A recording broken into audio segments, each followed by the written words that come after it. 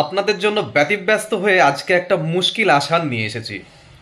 বহু মানুষ আছেন যারা বহুবার মেসেজ করে জানাচ্ছেন যে স্যার আমার না কোনো শখই নেই, আমাকে ইন্টারভিউয়ে শখ জিজ্ঞেস করলে কি বলবো। দেখুন, শখ কাকে বলে? শখ হচ্ছে সেই বিষয়টি যে বিষয়টি আপনি আপনার অবসর সময়ে করেন, আনন্দের সঙ্গে করেন এবং যা আপনাকে সেই মুহূর্তে আশ্রয় দেয়, এটিই আপনার শখ হতে পারে। সেই শখ আপনি পূরণ করতে পারেন অথবা পারেন না।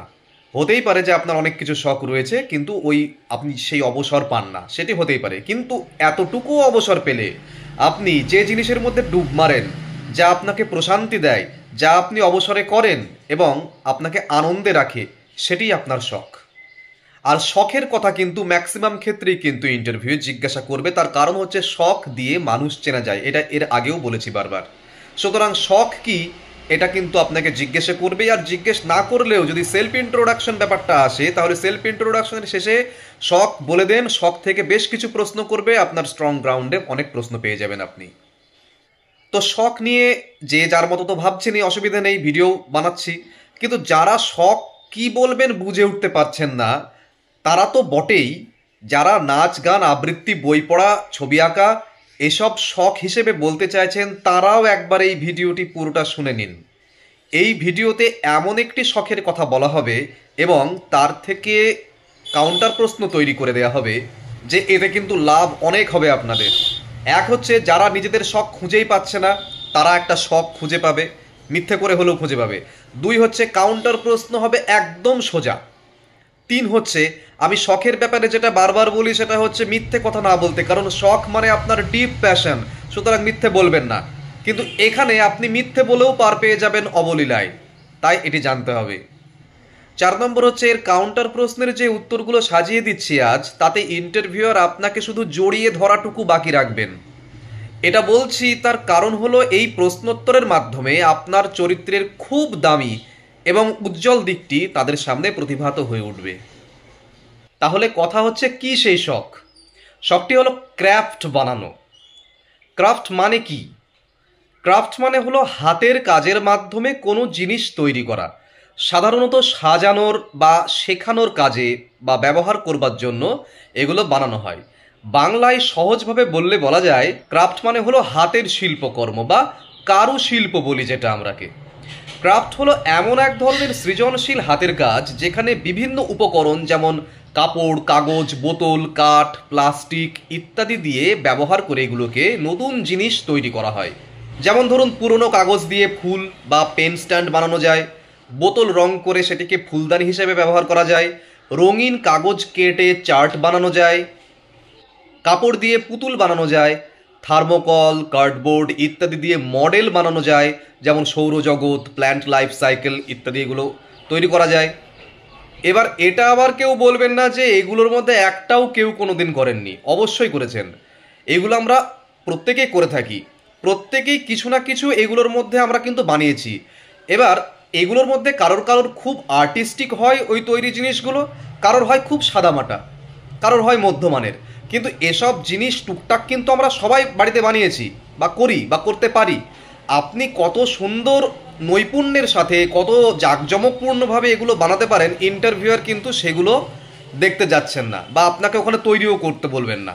তারা যেটা দেখবেন সেটা হলো এই ক্রাফট তৈরি নিয়ে কাউন্টার প্রশ্নের উত্তরগুলো আপনি কিভাবে দিচ্ছেন। তাহলে দেখুন, আপনি বলে দিলেন যে আমার শখ হলো ফেলে দেয়া জিনিসপত্র দিয়ে ক্রাফট বানানো। এবার চলুন কাউন্টার প্রশ্নে ঢুকি। কাউন্টার প্রশ্ন খুব সোজা হবে, কিন্তু এমন এমন উত্তর আছে যেগুলো ইন্টারভিউয়ারকে একদম মুগ্ধ করে দেবে। তো প্রথম কথাই হচ্ছে আপনাকে জিজ্ঞাসা করতে পারে ক্রাফট কাকে বলে বলুন। তাহলে ক্রাফট হলো এমন এক ধরনের সৃজনশীল হাতের কাজ যেখানে বিভিন্ন উপকরণ ব্যবহার করে নতুন জিনিস তৈরি করা যায়। বিভিন্ন উপকরণ মানে কাগজ, কাপড়, বোতল, কাঠ, প্লাস্টিক ইত্যাদি দিয়ে ইত্যাদিকে ব্যবহার করে আমরা নতুন জিনিস তৈরি করতে পারি। এটি হচ্ছে ক্রাফটের সংজ্ঞা। এবার দ্বিতীয় প্রশ্ন থেকে মজা দেখুন। আপনি ফেলে দেওয়া জিনিস দিয়ে এগুলো বানাতে কেন ভালোবাসেন, ক্রাফট বানাতে কেন ভালোবাসেন? স্যার, আমি মনে করি প্রত্যেক জিনিসের একটি দ্বিতীয় ব্যবহার আছে, একটা সেকেন্ড ইউজ রয়েছে। ছোট ছোট ফেলে দেওয়া জিনিসপত্র দিয়ে কিছু সুন্দর জিনিস বানানো, এটা আমাকে আনন্দ দেয়। এটা শুধু সৃজনশীলতাই বাড়ায় না, পরিবেশ সচেতন হতেও শেখায়। এই যে বলছেন যে সৃজনশীলতাই শুধু বাড়ায় না, পরিবেশ সচেতন হতে শেখায়, এর থেকে বোঝা যাবে আপনার একটি ইকো ফ্রেন্ডলি মাইন্ডসেট রয়েছে, যেটি কিন্তু আপনার চরিত্রের খুব ভালো একটি দিক তুলে ধরছে। ওকে, দ্বিতীয় প্রশ্ন কিরকম হতে পারে, আপনি কিভাবে এই শখটিকে শিক্ষার্থীদের শেখাতে কাজে লাগাবেন? এই প্রশ্নটি কিন্তু যে কোনো শখের ক্ষেত্রেই লাগে। তাহলে উত্তরটি কি হবে এক্ষেত্রে? স্যার, আমি ক্লাসে ছাত্রদের দিয়ে ছোট ছোট গ্রুপ তৈরি করতে পারি, পুরনো কাগজপত্র দিয়ে, প্লাস্টিক দিয়ে চার্ট, মডেল, সাজসজ্জা ইত্যাদি বানাতে পারি। এতে তাদের সৃজনশীলতা বাড়বে, এতে তাদের দলগতভাবে কাজ করবার মানসিকতা বাড়বে, পরিবেশ সচেতনতা বাড়বে।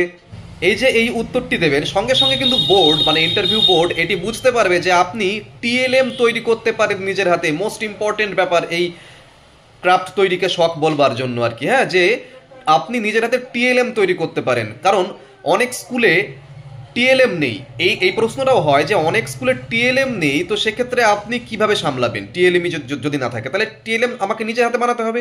এই যে ক্রাফট তৈরি শখটা বলছেন, এই ক্ষেত্রে কিন্তু খুব সুন্দরভাবে ইন্টারভিউয়ার বুঝে যাচ্ছেন যে আপনার মধ্যে এমন একটা প্রতিভা রয়েছে যা দিয়ে আপনি কিন্তু একটা টিএলএম হীন একটি স্কুলে আপনি কিন্তু কাজ চালিয়ে নিতে পারবেন খুব স্বাভাবিকভাবে। এবার দেখুন, একটা কাগজের নৌকো বা একটা কাগজের ফুলদানি, এগুলো কিন্তু আমরা সবাই তৈরি করি। আপনাকে কিন্তু ওখানে বসে দেখাতে বলবে না যে বানান, এগুলো কিন্তু আমরা মোটামুটি সবাই জানি। তো এইগুলো কিন্তু, এই টিএলএম গুলো কিন্তু কাজে লাগবে। ইন্টারভিউয়ার কিন্তু বুঝে যাবে যে আপনি টিএলএম তৈরি করতে পারেন নিজের হাতে, যেটা আপনার কিন্তু খুব বড় একটি পজিটিভ সাইন। নেক্সট প্রশ্ন, এই হবি থেকে আপনি কি শিখেছেন?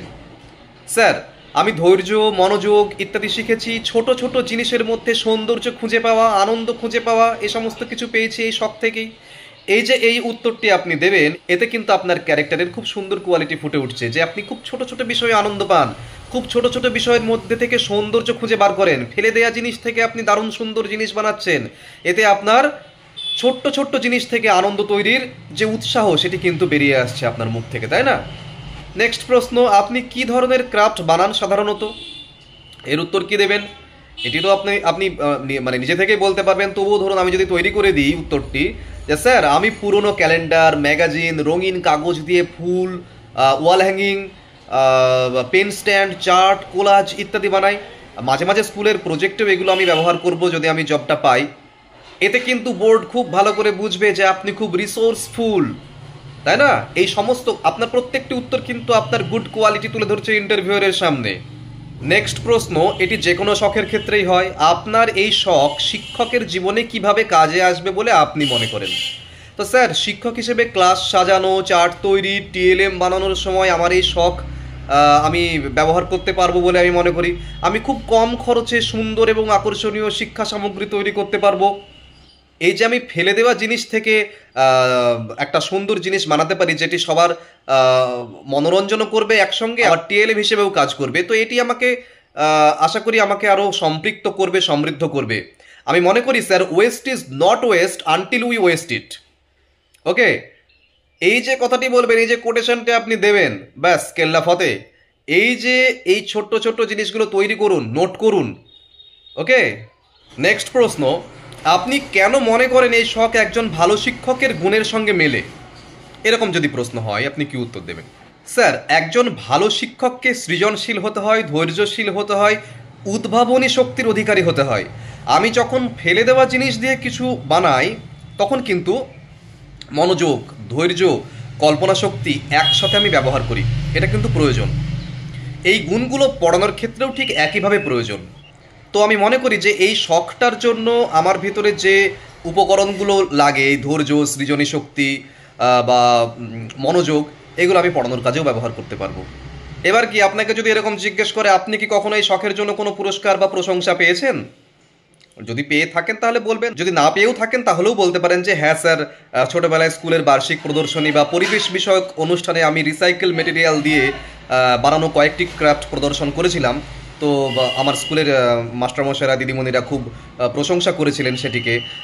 এই অভিজ্ঞতা কিন্তু আমাকে আরও অনুপ্রাণিত করেছিল ছোটোবেলায়।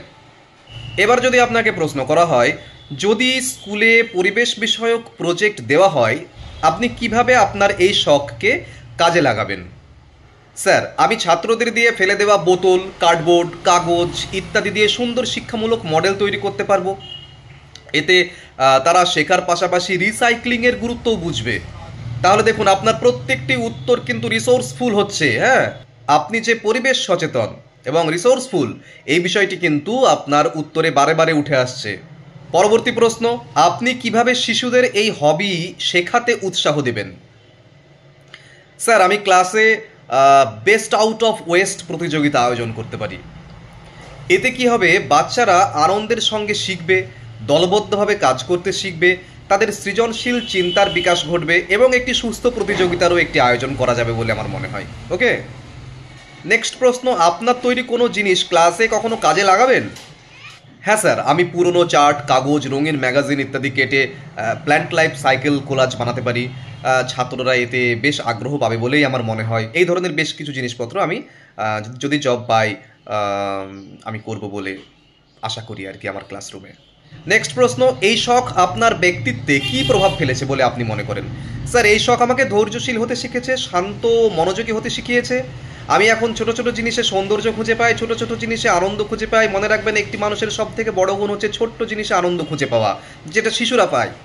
শিশুরা কিন্তু একটা প্রজাপতির ডানা দেখেও হাততালি দিয়ে ওঠে, ওই মাথার উপর দিয়ে এরোপ্লেন উড়ে যায়, ছোট্ট এরোপ্লেন দেখতে পায়, সেটা দেখেও কিন্তু ওরা হাততালি দিয়ে ওঠে। একটা ছোট্ট পাখি দেখেও হাততালি দিয়ে ওঠে। অর্থাৎ ছোট ছোট ব্যাপারে আনন্দ খুঁজে পাওয়া, এটা কিন্তু একটি শিশু সুলভতা, শিশু সুলভ একটি গুণ। এটা শিশু সুলভ দোষ নয়, শিশু সুলভ গুণ। তো আপনার এই ক্রাফট বানানোর যে শখ, সেটি কিন্তু আপনাকে তুলে ধরেছে একটি শিশুসুলভ মানসিকতার অধিকারী একজন মানুষ হিসেবে, যে কিনা ছোট ছোট জিনিসে আনন্দ খুঁজে পায় এবং সৌন্দর্য খুঁজে পায়। এর সঙ্গে আপনি এটাও অ্যাড করতে পারেন যে আমার কাছে স্যার যেটা সব থেকে মনে হয় যে সৃজনশীলতা মানে নতুন কিছু দেখা। এবার সেই নতুন কিছু জিনিস যখন আমি পুরনো ফেলে দেওয়া জিনিসের মধ্যে থেকে খুঁজে বের করছি, সেটি আমার কাছে পরম আনন্দের, পরম প্রাপ্তির। নেক্সট প্রশ্ন, ফেলে দেওয়া জিনিস দিয়ে আপনি যে এগুলো তৈরি করেন, কি ধরনের শিক্ষণ সামগ্রী বা টিএলএম বানানো যায় বলে আপনি মনে করেন? আপনার এই যে হবি, এটির মাধ্যমে কী কী জিনিস আপনি টিএলএম হিসেবে তৈরি করতে পারেন? স্যার, ফেলে দেওয়া জিনিস দিয়ে পেন হোল্ডার বানানো যেতে পারে, চার্ট ফ্রেম বানানো যেতে পারে, গ্রহ নক্ষত্রের মডেল বানানো যেতে পারে, বর্ণমালা বোর্ড বানানো যেতে পারে, 3D মডেল, এরকম অনেক কিছু বানানো যায় স্যার। এতে খরচ অনেক কম, বা খরচ নেই বললেই চলে, কিন্তু শেখাটা হয় খুব আনন্দময়। নেক্সট প্রশ্ন, আপনি কিভাবে এই হবি ব্যবহার করে শিক্ষার্থীদের মধ্যে পরিবেশ সচেতনতা গড়ে তুলবার চেষ্টা করবেন? স্যার, আমি তাদের শেখাবো কিভাবে ফেলে দেওয়া জিনিস ফেলে না দিয়ে পুনর্ব্যবহার করা যায়। ক্লাসে আমি রিসাইক্লিং ডে পালন করব, যেখানে সবাই কিছু না কিছু পুরনো জিনিস আনবে এবং নতুনভাবে সেগুলোকে সাজিয়ে তুলবে। এটা আমি করতে পারি। নেক্সট প্রশ্ন, আপনি কিভাবে আপনার কাজের মধ্যে এই শখ, মানে কিভাবে সময় পান, কিভাবে পালন করেন এই শখটি? স্যার, আমি অবসর সময় বা ছুটির দিনে এসব করি। আমার মনকে মানসিক প্রশান্তি দেয়, এটি মন ভালো রাখে, আমার কল্পনা শক্তি বাড়ায়, আমার সৃজনশীলতা বাড়ায়। ওকে, এবার দেখুন, এই যে এতগুলো প্রশ্ন বললাম, আপনাকে তো আর এতগুলো প্রশ্ন ধরবে না, দুটো ম্যাক্সিমাম বা তিনটে, কিন্তু যাই প্রশ্ন ধরুক না কেন, এই যে এতগুলো প্রশ্ন বললাম, এর মধ্যে থেকেই কিন্তু আপনি বলতে পারবেন। এই প্রশ্নগুলোই হয়তো ধরবে, মানে কমন পেয়ে যাবেন আপনি এখান থেকে। এবং যদি নাও পান, এর থেকে যা যা কিছু বললাম, এর নির্যাস যদি আপনি গ্রহণ করতে পারেন, পয়েন্টগুলো যদি আপনি গ্রহণ করতে পারেন, আপনি কিন্তু উতরে যাচ্ছেন। অনেকের সমস্যা শখ কি বলবো এই নিয়ে, তো এবার কিন্তু আর আশা করা যায় আপনাদের ভয়ের কিছু নেই। যদি কোনো শখ না পান, তাহলে এটি বলে চালিয়ে দিন, একদম 100-এ 100 আপনি একদম মানে ছক্কা পিটিয়ে দেবেন একদম। এমনকি যারা গান, নাচ, আবৃত্তি এসবের কথা ভাবছেন, সেগুলোর ভিডিও আসছে একটা একটা করে, কিন্তু যারা গান, নাচ, আবৃত্তি, ছবি আঁকা এগুলো নিয়ে ভাবছেন, তারাও কিন্তু এটি ভেবে দেখতে পারেন। এই শখটি কিন্তু আপনার চরিত্রের খুব উজ্জ্বল একটি দিক তুলে ধরবে। এবং শখটি কিন্তু আমরা কিন্তু মোটামুটি সকলেই কিন্তু এগুলো করি, মোটামুটি কাগজপত্র দিয়ে বা কিছু একটা বানানো, এগুলো কিন্তু আমরা সবাই কিন্তু শিখেছি। সুতরাং এটা কিন্তু আপনি ইউজ করতে পারেন আপনার ইন্টারভিউ বোর্ডে। ওকে, আজকের ভিডিও এই পর্যন্ত। স্ক্রিনে দেওয়া এই নম্বরে আপনারা যোগাযোগ করতে পারেন, যে কোনো সময় হোয়াটসঅ্যাপ করবেন, যে কোনো পরামর্শ বা যে কোনো প্রশ্ন যদি তৈরি করে দিতে হয় সেগুলো বলবেন, সেগুলো তৈরি করে দিচ্ছি আমি সবাইকেই। দরকার হলে আমি ভিডিও বানিয়ে দিচ্ছি, যদি খুব ইম্পর্টেন্ট মনে হয় সেই প্রশ্নগুলো। যদি না মনে হয়, তাহলে আমি ইন্ডিভিজুয়ালি টেক্সট করে বা অডিও করে আমি উত্তরগুলো দিয়ে দিচ্ছি। আপনারা নির্দ্বিধায় প্রশ্নগুলি করতে থাকুন, তাতে আমি নতুন নতুন ভিডিও করবার আরও বেশি উৎসাহ পাই আর কি। ঠিক আছে, ভালো থাকুন, দেখা হচ্ছে পরের ভিডিওতে খুব তাড়াতাড়ি। টাটা।